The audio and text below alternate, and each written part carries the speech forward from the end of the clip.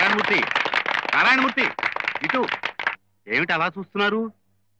నేను ఎమ్మెల్యే కోదనపాడిని. నమస్కారం సార్. ఇందాకటి నుంచి మీరు ఇక్కడే ఉన్నారా? ఆహా, ఇక్కడే ఉన్నానయ్యా.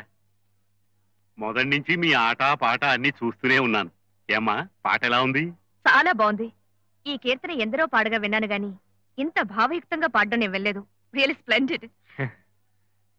మా అమ్మాయి గిరిజ సంగీతం అంటే చాలు, ఇంకేమీ అక్కర్లేదు అంతే. అవును, మీరేమిటి ఈ పాట హోటల్ వాళ్ళు ఏమైనా ఏర్పాటు చేశారా? అబే మేమే పట్నం ప్రజలు అన్నమయ్య కీర్తనలు మర్చిపోతుంటారని ఇలా గుర్తు చేస్తుంటాం అంతే. నిజమేనయ్యా, అలాంటి పనే ఒక విధంగా పాంచాలి గారు కూడా చేస్తున్నారు. కళాకారులను గుర్తించడం, వాళ్ళలో ఉండే కళను వెలికితీయడం ఒక దీక్షగా చేపట్టారు ఈవిడ. చాలా సంతోషం అండి. ఏమండోయ్ పాంచాలి గారు, వీళ్ళు మనవాళ్ళు, వీళ్ళను కూడా పైకి తీసుకురావాల్సిన బాధ్యత మీదే. అలాగే తప్పకుండా. మీరు చెప్పడం నేను కాదంటూనా?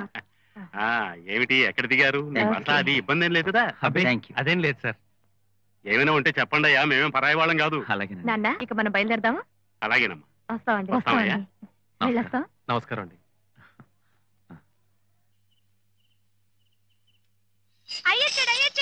అవ్వా ఇవేమిట్రా అన్నందుట్టును వెళ్ళు. ఇదేమిటి రామదాసు ఇక్కడికి తీసుకొచ్చావు?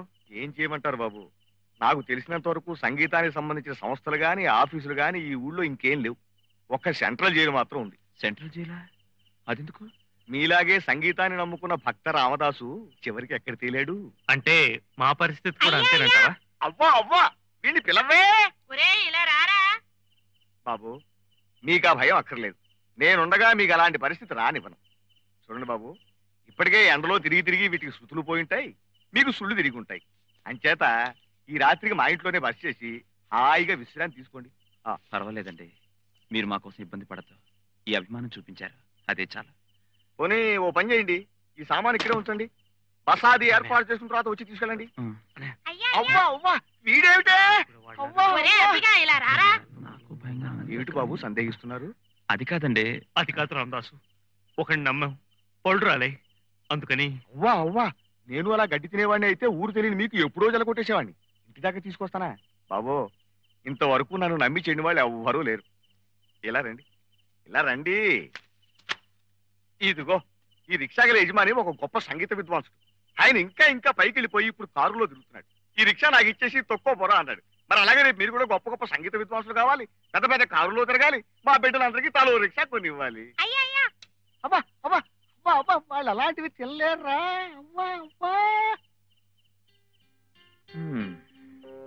ఏమిటో ఇక్కడ ఏం చూసినా అంత అయోమయంగా ఉంది. దెబ్బతింటే తిన్నాం గనరా, ఆ హోటల్లో ఏం మనుషులు, ఏం డ్రస్సులు, కళ్ళు జిగేలమంటే.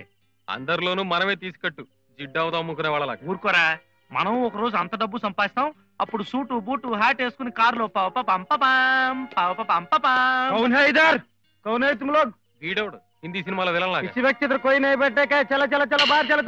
అరే ఎందుకయ్యా చెవి కోసం మేకలు అలా అరుస్తావు? ఏమిటి, గాలి కూడా పేల్చకూడదా? దానికి కూడా పన్నా? నువ్వు ఊరుకోరా. చూడండి, మీరు చెప్పేది. అరే నువ్వు ఊరుకో అన్నయ్య, మనకు వాడు భాష రాదని ఓ దబాయించేస్తున్నాడు. సార్, నిధి సుఖమా, రాముడు సన్ని సుఖమా? అరే శ్రీరాముని దయచేతులు నారుడిగా సకల జనంలో అవమానసుతుడు పట్టు పాదాల మీద నిత్య జయమంగళం.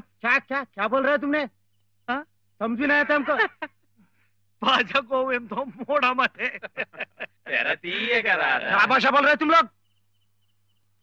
ఏ తీరుగనం దయచూ చదువు వినవం సోత్తమ రామా నాతరమా భవ సాగర మీదనం నళిన దలేక్షణ రామ. ఏ భాష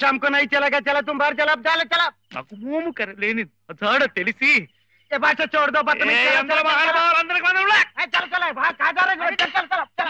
ఏమిటండి, ఏం జరిగింది? అది కాదండి, అతనేమో హిందీలో దబాయించేస్తున్నాడు, మాకేమో భాష రాదు. అవునండి, మేము దొంగలం దోపిడీదారులం కాదు, తెల్లారగానే వెళ్ళిపోతాం చెప్పండి. అంటే తెల్లవార్లు ఇక్కడే ఉంటారా? ఇంకేం చేయమంటారు చెప్పండి? ఖర్చులకి. అన్నయ్య నిజం చెప్పేస్తున్నారా, ఖర్చులకు డబ్బు లేవండి, ఉంటాని చోట్లేదండి, అటు ఆకాశాన్ని నేలను నమ్ముకున్నామండి. అది కూడా కాదంటే ఎలా చెప్పండి? ఏ లోग हमको मालूम है, छोड़ दीजिए. देखो बहुत खतरनाक आदमी है माँ. ठीक है ठीक है. ముందు కారు ఎక్కండి, మా ఇంటికి వెళ్దాం.